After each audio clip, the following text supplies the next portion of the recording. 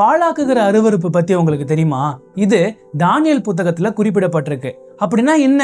ஒரு மனுஷன் ஆலயத்தை தீட்டுப்படுத்துவான், அதன் மூலியமா அந்த ஆலயம் பாழாகிவிடும். இது ஏற்கனவே கிமு 167ல கிரேக்க அதிகாரியாகிய 4ஆம் அந்தியோகஸ் எபிபனஸ் ஆலயத்தை தீட்டுப்படுத்திட்டாரு. எப்படி தீட்டுப்படுத்தினாரு?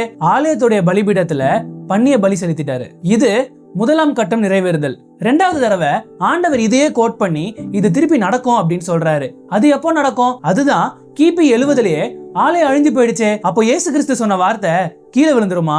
அதுதாங்க கிடையாது. எப்படி அப்படின்னு கேக்குறீங்களா? சைரஸ் அக்காட்ஸ், அதாவது வேதாகமத்துல கோரேஸ் ராஜா எப்படி இஸ்ரவேல் ஜனங்களை ஆலயத்தை கட்டுறதுக்கு காசு கொடுத்தாரோ, அதே மாதிரி அமெரிக்கால ஈரானை சேர்ந்த ஒரு நபர், அவர் பேரு பாலவி, அவரை ஈரான்ல இருக்கிற மக்கள் எல்லாரும் திருப்பி ஈரானுக்கே வாங்க அப்படின்னு கூப்பிடுறாங்க. ஒருவேளை அவர் ஈரானுக்கு ஈரான் ஆளுகை செஞ்சாரு அப்படின்னா நிச்சயமா 3ஆம் தேவாலயத்தை கட்டுறதுக்கு அவர் ஒரு முக்கிய நபரா இருப்பாரு. அப்படி அந்த 3ஆம் தேவாலயம் கட்டப்பட்டதுக்கு அப்புறம் அந்த தேவாலயத்துல அந்தி கிறிஸ்து அமருவான். அவன் ஓர் உலக அரசாட்சிய இந்த உலகம் ஃபுல்லா கொண்டு வருவான். அவன் கிட்ட யூதர்கள் எல்லாரும் ஏமாந்து போயிடுவாங்க. எப்போ யூதர்கள் அவன் ஒரு போலி மேசியா அப்படின்ட்டு கண்டுபிடிப்பாங்கன்னா, அவன் தானியேல்ல போடப்பட்டிருக்கிற பாழாக்குகிற அருவருப்பை தேவாலயத்துல செய்வான். எப்படி செய்வான்? அதே மாதிரி பன்னிய பலியிடுவான். அதை பார்த்துட்டு யூதர்கள் எல்லாம், ஆஹா, இது நம்ம மேசியா கிடையாது, இது போலி மேசியா அப்படின்ட்டு உணர்ந்து உண்மையான மேசியாவை நோக்கி கூப்பிடுவாங்க. அப்போதான் இயேசு கிறிஸ்து வெள்ளை குதிரையில வருவாரு. அவருக்கு பின்னாடி